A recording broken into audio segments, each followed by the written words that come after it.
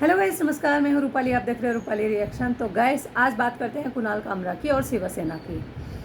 Mumbai police बार बार कुणाल कामरा को phone करके police station बुला रही है, लेकिन बंदे के वकील जा रहे हैं, वो खुद नहीं जा रहे, क्योंकि उसको मालूम है अगर वो पुलिस स्टेशन गया तो क्या पता वहीं लॉकअप में रात बितानी पड़े।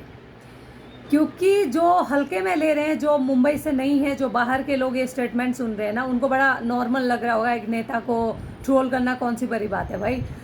तो मुंबई में ऐसा नहीं होता, महाराष्ट्र में, स्पेशली महाराष्ट्र में अगर कोई बंदा शिवसेना को ट्रोल करे और वो बिना जेल जाए रह ले, ये बहुत बड़ी बात है। अगर जिसको यकीन नहीं होता है, जाके ज़रा 2002, 2005, 2010 तक की हिस्ट्री देख लीजिए आप शिवसेना की। किसी बंदे की हिम्मत नहीं होती थी उनको ट्रोल छोड़ो यार, पब्लिक में कुछ आप नहीं बोल सकते थे उनके अगेंस्ट। ये सभी जानते हैं। जो शिवसेना मुंबई से दिल्ली जाके मैच के दौरान स्टेडियम में हंगामा करते थे, वो आज मतलब चुपचाप है। तो आप सोचिए, कुछ तो समझदारी आई है या फिर सोशल मीडिया का डर है, कुछ तो है ना। यही अगर कुणाल कामरा ने एक नेता के बजाय किसी धर्म को ट्रोल कर दिया होता तो बंदा अभी तक 100% लॉकअप में होता। क्यों?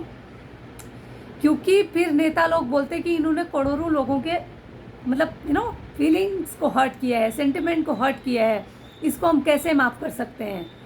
अब यहाँ एक मुख्यमंत्री, उप मुख्यमंत्री को ट्रोल किया है तो लोग बोलेंगे नेता को ट्रोल नहीं कर सकते।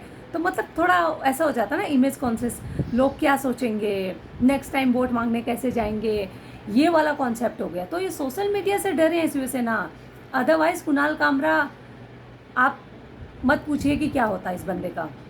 और सेकंड चीज़, कुणाल कामरा पर ना पैसों की बारिश हो रही है। वो बंदा एक होटल में बैठा है, इंडिया से नहीं विदेशों से पैसा आ रहे हैं, 200 से लेके 100 रुपये से लेके 10,000 लाखों तक उस पर पैसा बरस रहा है, आप बोल सकते हो। 2700 तो हमारे राठी भाई साहब ने भेज दिया है। सब पैसा भेज रहे हैं कि कुणाल भाई तू एक अच्छा लॉयर हायर करना, क्योंकि सबको मालूम है अगर एक राज्य के उप मुख्यमंत्री को हमने गाली दिया है तो भाई क्या बोलते हैं, कोर्ट में केस तो चलेगी। और सामने वाले से कितना तगड़ा लॉयर हायर होने वाला है ये भी कुणाल कामरा को मालूम है।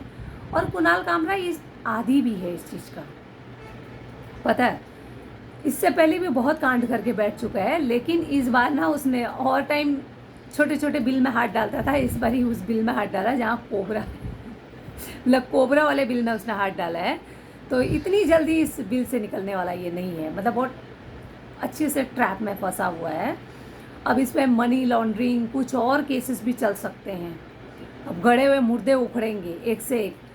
और कुल मिला के मैं ये बोल सकती हूँ कि मुंबई में रहना इसका फिलहाल जीना हराम हो जाएगा। देखिए, जो वर्ड कुणाल कामरा ने बोला है ना, ऐसा नहीं है कि लोग कोई बोलते नहीं है।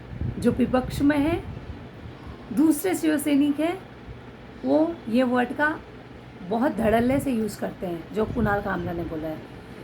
क्योंकि वो विपक्ष है तो वो लोग बर्दाश्त कर लेते थे, क्योंकि उनके साथ स्टार्टिंग से उठते बैठते आ रहे हैं, उनकी एक ऑरा है, एक लेवल है, तो उनको कुछ पलट के जवाब नहीं देते थे।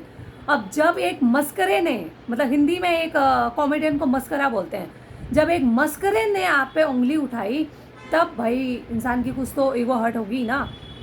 तो फिर अब आपने कुछ बोला है, मतलब जो बोया है वो काटने के लिए हर इंसान को रेडी होना चाहिए। मैं ये किसी को उकसाने के लिए नहीं बोल रही हूँ, मैं एक किसान फैमिली से बिलोंग करती हूँ, तो हम इसी भाषा में बात करते हैं भाई।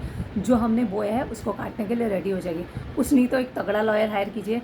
अगर वो नहीं भी करेंगे, जो विपक्ष के पार्टी उनको सपोर्ट कर रहे हैं कुणाल कामरा को, अच्छे खासे वो कर देंगे। लेकिन जो जो पैसे से सपोर्ट कर रहे हैं ना, तो कुणाल कामरा को और बुरी तरीके से फंसा रहे हैं। अगर गलती से ऐसे बंदे ने सपोर्ट कर दिया जो इंडिया के अगेंस्ट हैं, तो फिर कुणाल कामरा बहुत बुरी तरीके से दलदल में फंस जाएगा। मतलब एक बोलते हैं ना देशद्रोह वाला, कुछ भी केस लग सकता है। जब बुरा दिन आता है ना, तो ऊँट पे बैठे हुए इंसान को भी कुत्ता काट लेता है। अभी कुणाल कामरा के वही टाइम चल रहा है। तो आपकी क्या राय है इस केस में? और मैं किसी को सपोर्ट नहीं कर रही हूँ, ना कुणाल कामरा को, ना शिंदे साहब को।